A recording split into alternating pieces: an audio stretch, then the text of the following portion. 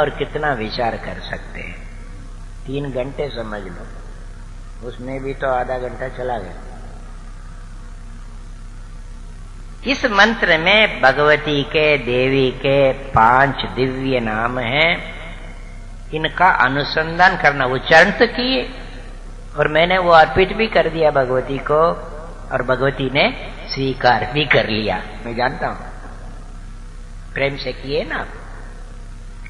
पर यहां प्रश्न है, देवी नाम अनुकीर्तनम, कीर्तनम नहीं कहा, क्या कहा? अनुकीर्तनम।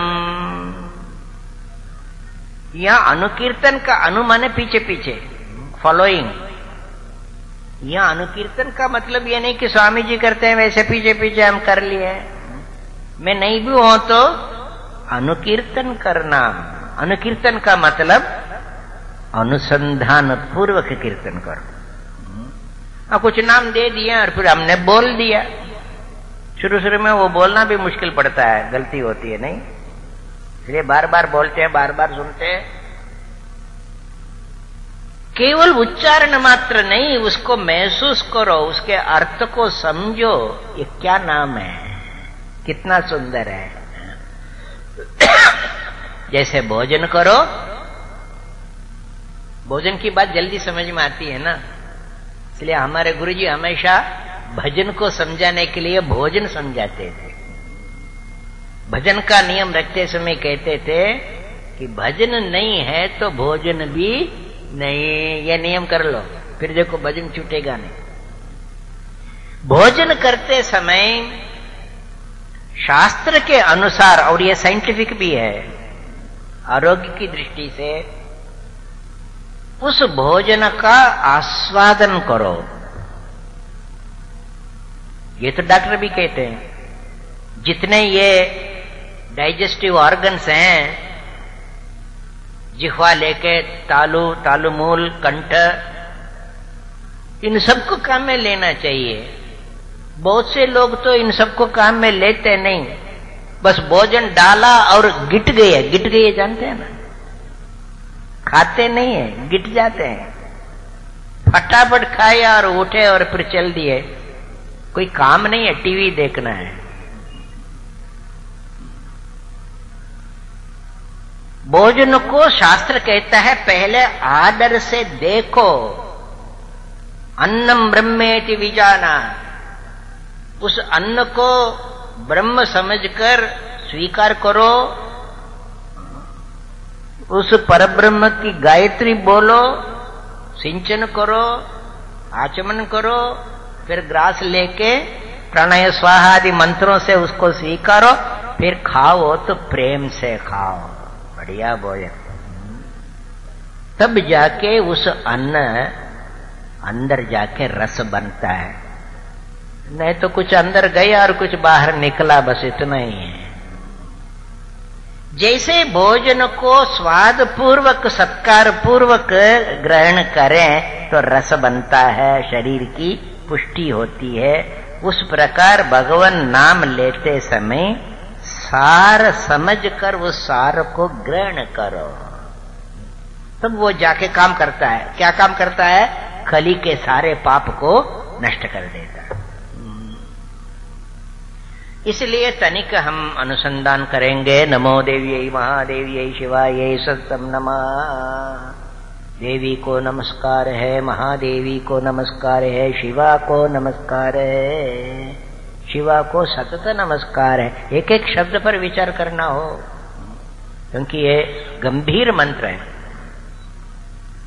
देवी, महादेवी, शिवा, शिव, शिवा, शिव का स्त्रीलिंग में शिवा, इन तीनों को नमस्कार है। दूसरी पंक्ति में कहा नम प्रकृत्यै भद्रायै नियताः प्रणतास्मताम्। प्रकृति को नमन है, भद्रा को नमन है, नियम पूर्वक नमन है। नियताः, हम उनको प्रणाम करते हैं। भद्रायै, यहां 2 नाम और आए हैं, एक प्रकृति और दूसरा नाम भद्रा। थोड़ा इसमें स्वारस्य ये है, पहले 3 नाम एक साथ लिए हैं, पहली पंक्ति में रखे हैं, जरा सा उससे हटकर दूसरी पंक्ति में प्रकृति और भद्रा ये 2 नाम आए। विचार करने पर शास्त्र के अनुसार ये अर्थ निकलता है कि पहले 3 नाम अत्यंत विशिष्ट हैं, इसलिए सततम नमः कहा। शेष जो 2 नाम हैं ये कुछ साधारण सा पहचान सा है, समझ लेना। देवी ज्योतनवान, क्रीडावान, द्यु धातु से ये दोनों अर्थ निकलते हैं। क्रीड़ा करने वाली देवी, प्रकाशित करने वाली देवी।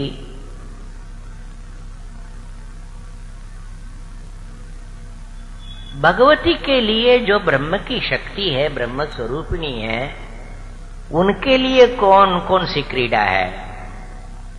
कोई जुआ थोड़ी खेलती है, चाहे कितना भी मॉडर्न हो जाए। क्या उसको कहते हो, क्या गेम्स खेलते हैं? कंप्यूटर गेम्स खेलते हैं ना। भगवान क्या खेल खेलेंगे? भगवान का खेल ही यह संसार है, जगत की क्रीड़ा करते हैं। सृष्टि करना, स्थिति करना और उसको फिर समय पर लीन कर देना, ये परमेश्वर के लिए क्रीड़ा है। तुम्हारे लिए पीड़ा भले ही हो जाए, समझते नहीं हो। ब्रह्म का लक्षण करते हुए व्यास जी ने बतलाया, परमात्मा, परब्रह्म, परमेश्वर कौन है? उनका लक्षण किया, जो जगत की सृष्टि करता है वही फिर जगत का धारण भी करता है, पालन करता है और समय पर प्रलय में उसको अपने अंदर ले लेता है। ये सृष्टि, स्थिति, लय, ये उनकी क्रीड़ा है। इसी से हम परमेश्वर को पहचानते हो। जन्माद्य से यतः ब्रह्मसूत्र में इसी को लेकर परमेश्वर के ऊपर विचार किया, ये ब्रह्म क्या है। इस लक्षण को पकड़ो तो धीरे धीरे समझ में आता है। प्रिय है तो बहुत सूक्ष्म, बहुत सूक्ष्म है। इसलिए ये जगत को देखकर उस जगत का कर्ता, निर्माण करने वाला, उसके स्वरूप का जरा अनुमान करना, वैज्ञानिक भी कर रहे हैं, कोई भी होगा। इस जिज्ञासा से वो बच नहीं सकता। ये सब क्या है, कहां से आया है, कैसे चल रहा है। ये छोटा बालक भी है, जिज्ञासा को लेकर प्रवृत्ति करता है। अभी अभी आप लोगों को शायद मालूम होगा, आप लोग भी शायद अखबार देखते होंगे या टीवी देखते होंगे, वैज्ञानिकों ने एक अजीब सा परीक्षण किया। ये विदेशी लोगों की बात कर रहा हूं। फ्रांस और स्विट्जरलैंड के जो बीच में जो सीमा है, यूरोप में है वो, वहां उन्होंने एक ऐसा परीक्षण किया, जमीन के अंदर 27 किलोमीटर लंबा एक सुरंग बनाया। उसमें हेड्रन कोलाइडर वाला है, सुना है ना।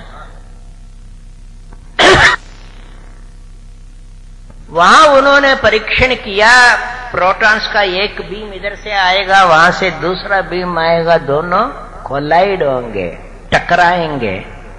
तो अणु अणु से टकराएगा, अणु टूट जाएगा। अणु टूटने पर बड़ी भारी शक्ति प्रकट होती है। अणुबम होता है ना, अणुबम सुना होगा, बड़ी भारी शक्ति होती है। अणुबम की बात छोड़ो, ये तो उससे करोड़ों गुना ज्यादा शक्तिशाली